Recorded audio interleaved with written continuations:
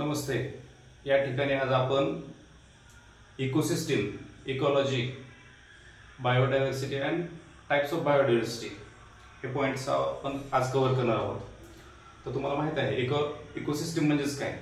Ecosystem म्हणजेच interaction between biotic factor आणि abiotic factor. Ecosystem मध्ये आपण जर पाहिलं तर इकोसिस्टीम मध्ये बायोटिक फॅक्टर आहेत आणि काही अबायोटिक फॅक्टर आहेत। बायोटिक फॅक्टर म्हणजे सजीव आणि अबायोटिक फॅक्टर म्हणजे निर्जीव। तर सजीव आणि निर्जीव मध्ये इंटरॅक्शन असतं आणि ते इंटरॅक्शनलाच आपण काय म्हणतो? इकोसिस्टीम। म्हणजे ecosystem is formed by the biotic factor and abiotic factor and there is interaction goes continuously within that biotic factor and abiotic factor, that is called as a ecosystem. त्याच्यानंतर ecosystem म्हणजे इकोसिस्टीमचा study करणारी branch आहे। त्या इकोसिस्टीमच्या study करणाऱ्या ब्रांचला ecology असं म्हणतात। म्हणजे ecology definition पहा, it is a branch of science which deals with study of the ecosystem, means the interaction between biotic factor and abiotic factor, that is called as a ecology. त्याच्यानंतर ह्याच्यावरती तुम्हाला एक fill in the blanks पण असते। काय fill in the blanks असते? The basic functional unit of the ecology is dash dash dash, म्हणजे इकोलॉजीचं जे बेसिक फंक्शनल युनिट आहे ज्याच्यामध्ये इकोलॉजी मध्ये ज्याचा अभ्यास केला जातो त्या बेसिक फंक्शनल युनिटला आपण काय म्हणतो? इकोसिस्टीम असं म्हणतो। तर त्या डेफिनेशन आज आपल्याला पाहिजे। इकोसिस्टीम म्हणजेच काय? तर पहा, ecosystem ecosystem is formed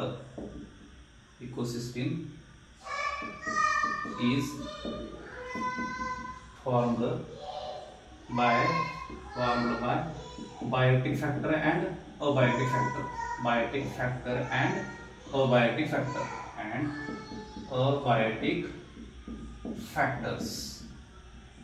factors म्हणजे इकोसिस्टीम ही कशाने फॉर्म झालेली असते? बायोटिक फॅक्टर्स आणि abiotic factors. And there is interaction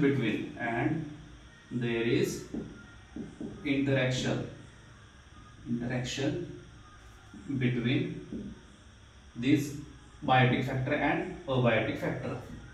These biotic factor and abiotic factor, factors, त्यालाच आपण काय म्हणतो? इकोसिस्टीम असं म्हणतो।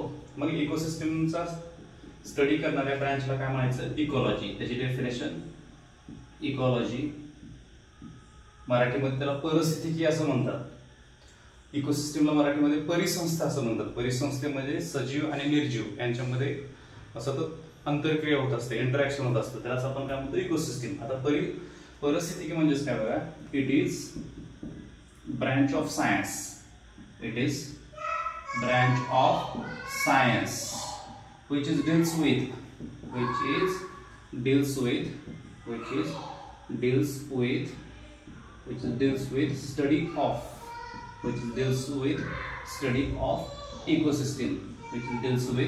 study of ecosystem, means म्हणजेच काय? Interaction between biotic factor and abiotic factor. हा पॉइंट पर्यंत आपण घेऊयात। म्हणजेच त्याच्यामध्ये कशा स्टडी केला जातो? इकोसिस्टीमचा स्टडी केला जातो। म्हणजेच इंटरॅक्शन बिटवीन बायोटिक फॅक्टर आणि अबायोटिक फॅक्टरचा स्टडी केला जातो, त्यालाच काय म्हणतो आपण? इकोलॉजी। त्याच्यावर तुम्हाला एक फिल इन द ब्लँक्स असते। काय फिल इन द ब्लँक्स असते बघा? Basic functional unit of ecology is dash dash dash. त्याचा आन्सर आहे इकोसिस्टीम। त्याचा आन्सर काय आहे आपलं? इकोसिस्टीम हे तुमचं आन्सर आहे। म्हणजे हे 3 पॉइंट्स आपण या ठिकाणी कव्हर केले। याच्यानंतर विद्यार्थी मित्रांनो आपल्याला पाहायचं आहे की बायोडायव्हर्सिटी कशाला म्हणायचं? आता जर आपण निसर्गामध्ये पाहिलं तर निसर्गामध्ये वेगवेगळ्या प्रकारचे सजीव आपल्याला पाहायला मिळतात, वेगवेगळ्या प्रकारचे प्राणी पाहायला मिळतात, वेगवेगळ्या प्रकारची वनस्पती पाहायला मिळतात। मग हे जी निसर्गसृष्टी कशी बनलेली आहे? ह्या निसर्गसृष्टीमध्ये विविधता आढळते आणि त्या विविध प्राण्यामुळे, विविध वनस्पतीमुळे ही निसर्गसृष्टी सुंदर बनलेली आहे आणि त्यालाच आपण काय म्हणतो? बायोडायव्हर्सिटी। मग बायोडायव्हर्सिटीचा कन्सेप्ट आपल्याला या ठिकाणी पाहायचा आहे। बायोडायव्हर्सिटी कशाला म्हणायचं? बायोडायव्हर्सिटीला मराठीमध्ये आपण जैवविविधता असं म्हणतो। बायोडायव्हर्सिटी म्हणजे काय? richness of richness of the living organism in the nature due to the varieties of the organisms, due to genetic variations in that organisms. These are called as a biodiversity. त्याला काय म्हणतो आपण biodiversity. Biodiversity definition: richness of living organism, richness of living organism in nature due to varieties of organisms, comma, due to genetic changes in that organisms.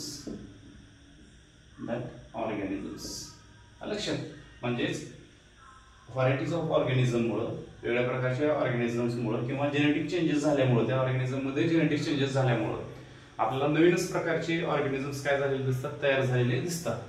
आणि त्याच्यामुळे ही जी निसर्गसृष्टी आहे ती कशी होते, रिचनेस म्हणजे भरपूर प्रमाणामध्ये आपल्याला त्याच्यामध्ये विविधता दिसायला चालू होते. दिस इज कॉल्ड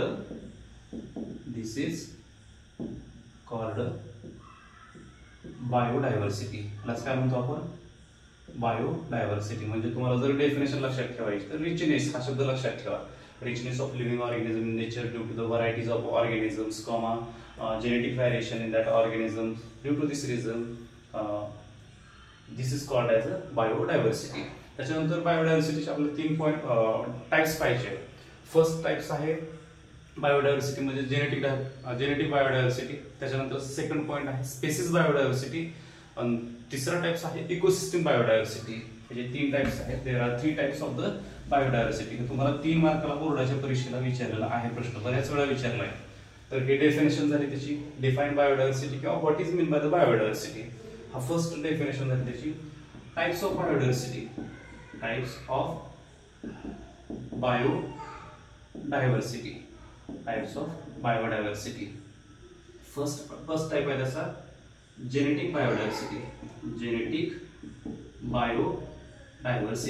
तर जेनेटिक बायोडायव्हर्सिटी म्हणजेच काय बघा, जेनेटिक बायोडायव्हर्सिटी कशाला म्हणायचं हा पॉइंट आपल्याला पाहायचा आहे. दुसरा त्याचा टाइप्स आहे, दुसरा पॉइंट आहे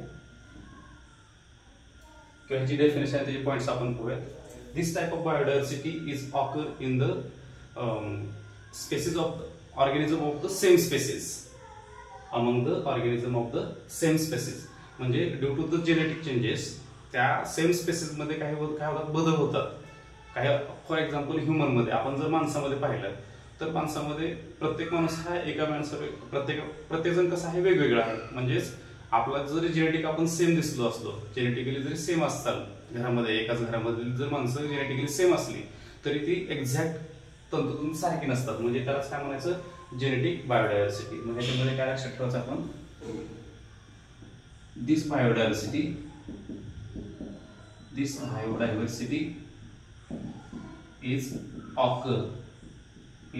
occurs among the organisms of same species. Organisms of the same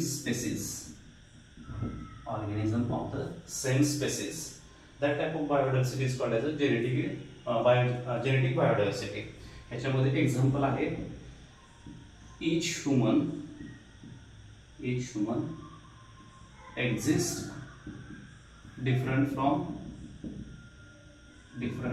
other. म्हणजे प्रत्येक माणूस हा दुसऱ्या माणसापेक्षा कसा आहे, वेगळा आहे. का, त्याच्यामध्ये जेनेटिक्स चेंज झाल्यामुळे. म्हणून त्यालाच आपण काय म्हणतो, जेनेटिक बायोडायव्हर्सिटी.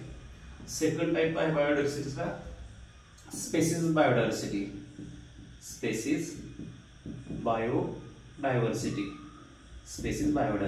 आता स्पेसिस म्हणजेच काय, तर आपल्याला फर्स्ट चॅप्टर मध्ये आपण पाहिलेलं आहे स्पेसिस म्हणजेच काय. स्पेसिस म्हणजेच group of organism that can produce the fertile individual like to themselves.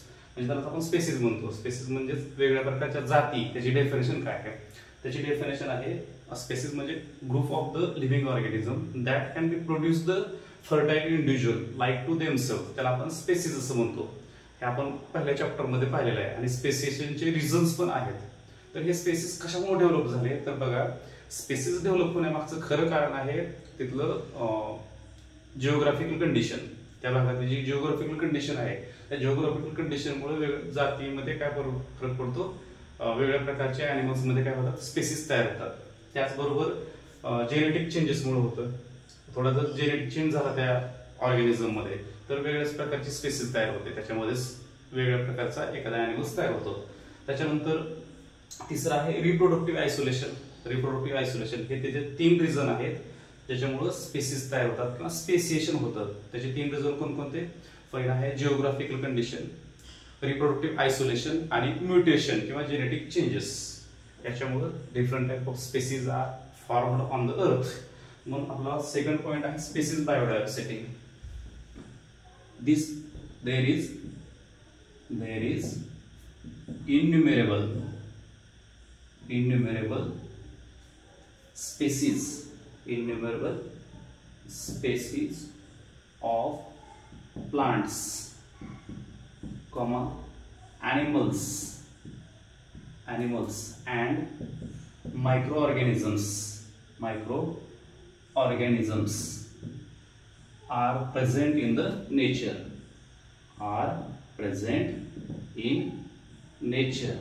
This is called as a species biodiversity. त्यालाच काय म्हणतो आपण?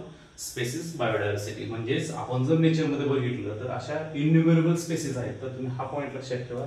इन्युमरेबल spaces of plants and animals and microorganisms are present in the nature. That type of biodiversity is called as species biodiversity. Third जो types आहे तो तुमचा, म्हणजे ह्याच्यामध्ये एक्झाम्पल लक्षात ठेवा. डॉग मध्ये जर बघितलं आपण डिफरंट टाइपचे स्पेसिस असतात. कॅट मध्ये पाहिलं तर आपण डिफरंट टाइपचे स्पेसिस आपल्याला बघायला मिळतात. कुत्री जर आपण बघितली तर वेगळ्या प्रकारचे वेगळ्या भागातली कुत्री वेगळी असतात. आपण कुत्र्याच्या जाती पाहतो की तिथे असंख्य प्रजाती आहेत कुत्र्यांच्या ह्याच्यामध्ये. तर तेच आहे स्पेसिस बायोडायव्हर्सिटी. दुसरं तिसरं ते काय नसतं. तिसरा पॉइंट आहे इकोसिस्टीम बायोडायव्हर्सिटी. इकोसिस्टीम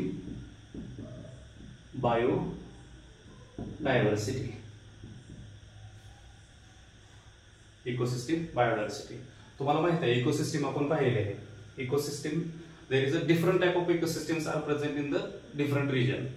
किंवा एखाद्या रिजन मध्ये there are many types of the ecosystems are present in the each region. प्रत्येक एखाद्या भागामध्ये जर आपण पाहिलं, एखाद्या रिजन मध्ये जर आपण गेलो तर त्या ठिकाणी आपल्याला पाहायला मिळतं की इकोसिस्टम ही एकच प्रकारची नाही. तर त्या ठिकाणी many types of ecosystems are present in that each region. That is called as a ecosystem biodiversity. Means there is an interaction between the biotic factor and abiotic factors, and this interaction goes continuously. So that type of biodiversity is called as a ecosystem biodiversity. तर तो point आपण या ठिकाणी पाहतोय. There is many ecosystems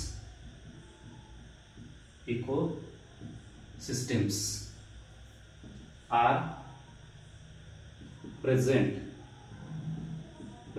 in each region. And that ecosystems consist the plants, animals, microorganisms, and there is interaction between them. So this type the ecosystem is called as, this type of biodiversity is called as a ecosystem biodiversity. And there is interaction between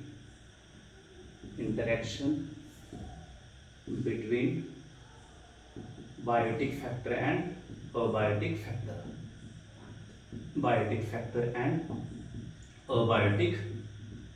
factors. हे असं 3 types आपण पाहिलेले आहेत. परत एकदा पाहतोय आपण बायोडायव्हर्सिटीची डेफिनेशन. तुम्हाला write short note on biodiversity हा जर पॉइंट तुम्हाला विचारला तर त्या ठिकाणी बायोडायव्हर्सिटीची definition, richness of living organism in that nature due to the varieties of the organisms or due to the genetic changes that takes place in that organism is called as a biodiversity. There are 3 types of the biodiversity. First one is a genetic biodiversity, second one is a species biodiversity, and third one is a ecosystem biodiversity. असे 3 points आपल्याला cover करायचे आहेत. मग तुम्हाला इथं कुठं 3 पैकी 3 marks मिळतात. अशा प्रकारे आज आपण इकोसिस्टीम, इकोलॉजी, बायोडायव्हर्सिटी आणि त्याचे टाइप्स ऑफ बायोडायव्हर्सिटी. त्याच्यानंतर ह्या चॅप्टरमध्ये 4th चॅप्टरमध्ये तुम्हाला सॅक्रेड ग्रोव्हज हा एक प्रश्न विचारतात. सॅक्रेड ग्रोव्ह म्हणजेच the forest which is conserved by the name of the god. Sacred grove कशाला म्हणायचं? वनराई किंवा देवराई असा आपण ह्याच्यामध्ये शब्द वापरतो. सॅक्रेड ग्रोव्ह पॉइंट आपण बघतोय. सॅक्रेड ग्रोव्ह हा पॉइंट तुम्ही व्यवस्थित लक्षात ठेवा. सॅक्रेड ग्रोव्हज. सॅक्रेड ग्रोव्हज कशाला म्हणायचं? त्यालाच आपण मराठीमध्ये देवराई असं म्हणतो. देवराई. Sacred grove means that is a forest. That is the forest. That is a forest which is conserved by the name of the god. Which is conserved by the name of the god. Therefore, this type of the forest has a special protection of that god. म्हणजेच हे जे forest असतं ते conserved by the name of god. त्याच्यामध्ये आपण लक्षात ठेवतो by name of god. By the name of god. लक्षात. By the name of god. That is called as a sacred grove. हे त्याची डेफिनेशन. परत एक सांगतो. सॅक्रेड ग्रोव्ह म्हणजेच काय? सॅक्रेड ग्रोव्ह म्हणजे the forest which is conserved by the name of god is called as a sacred grove.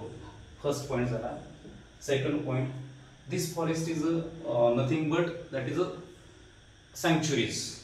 That is a sanctuaries which is preserved by that society.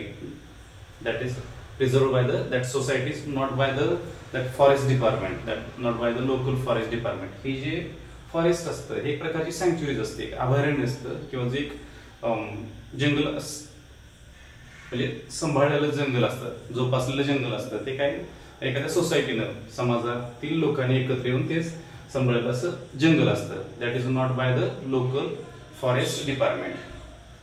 Second point आहे this is a sanctuaries. This is a sanctuaries preserved by society. हे कुणी preserve केलं असतं? Society. not by local forest department. म्हणजे हे जे forest असतं ते फॉरेस्ट नसून ते एक प्रकारचं सँक्च्युरीज असतं आणि जे प्रिझर्व कोणी केले असतं? सोसायटीनं. Not by the forest department. तिसरा पॉइंट ह्याच्यामध्ये this forest has special protection of god. म्हणजे ह्या प्रकारच्या फॉरेस्टला काय असतं? स्पेशल प्रोटेक्शन असतं. कशाचं? गॉडचं. कारण की आपण जास्त काय करतो? अंधश्रद्धा मानतो आपण जास्त.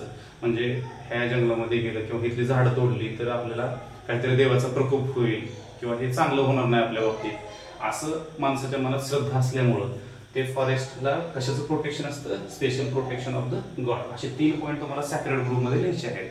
हे असं तुमचं सॅक्रेड ग्रोव्ह हा पॉईंट तुमचा या ठिकाणी कव्हर झालेला आहे.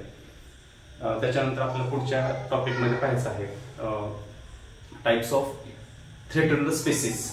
थ्रेटन्ड स्पेसीजचे टाइप्स कोणते आहेत हे आपण नेक्स्ट चॅप्टरमध्ये किंवा नेक्स्ट लेक्चरमध्ये पाहणार आहोत. धन्यवाद.